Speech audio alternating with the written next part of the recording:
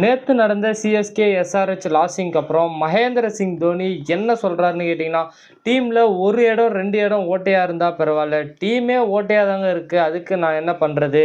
அதே போல் இந்த டீமில் நான் ஒருத்தர் 2 பேர் மாற்ற வேண்டியதாக இருந்தால் பரவாயில்ல, பிளேயிங் லெவல்லே மாற்ற வேண்டிய பிரச்சனை வந்தால் நான் என்ன தாங்க பண்ணுறது?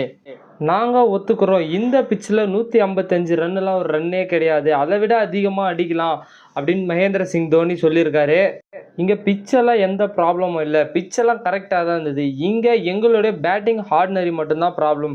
நாங்கள் ப்ராப்பராக பேட்டிங் விளையாடுறதுனால தான் எங்களால் அவ்வளோ ஒரு ஸ்கோரை வந்து ஏர்ன் பண்ண முடியலன்னு மகேந்திர சிங் தோனி சொல்லியிருக்காரு.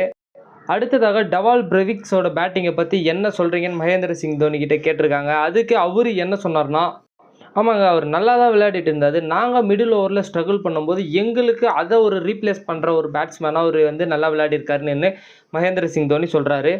அடுத்து மகேந்திர சிங் தோனி என்ன சொல்கிறாருன்னு கேட்டிங்கன்னா, ஒரு டீமில் ஒருத்தர் நல்லா விளையாடலன்னா பிளேயிங் லெவலில் மாற்றிக்கலாம், அட் அ டைமில் 4 பேருமே விளையாடலன்னா மாற்றுறது எப்படிங்க? அது ஒரு குற்றச்சாட்டாக எம்எஸ் தோனி சொல்கிறாரு.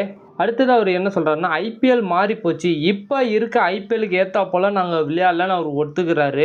அடுத்து இது எப்படிலாம் சரி செய்ய போகிறாங்கன்றதை நம்ம அடுத்த வீடியோவில் பார்க்கலாம். அது நீங்கள் தெரிஞ்சுக்கணுன்னா மறக்காமல் நம்ம சேனலில் சப்ஸ்கிரைப் பண்ணுறேங்க.